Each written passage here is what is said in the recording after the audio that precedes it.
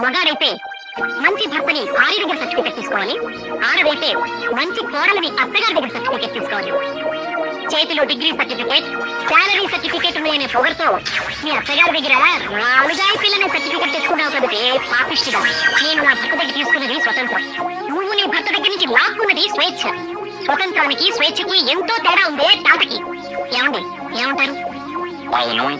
ఎందుకు అవును? నువ్వేమన్నా అవును. అమ్మ ఏమన్నా గంగిరెద్దుల తలపడేనా మీ పని? అవును.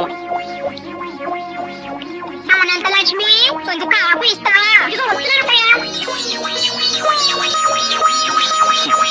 చూసావమ్మా, కింద నుంచి మా అమ్మ పిలుపు వినిపించిందో లేదో, మీ అమ్మ 16 ఏళ్ల పడుచుపిల్లలా పెరిగింది.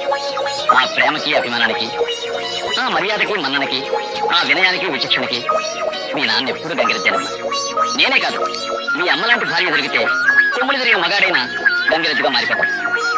కానీ నీలాంటి భార్య దొరికితే గంగిగేవు లాంటి మగాడైనా ఆంబోత ఎదురు తిరుగుతాడు.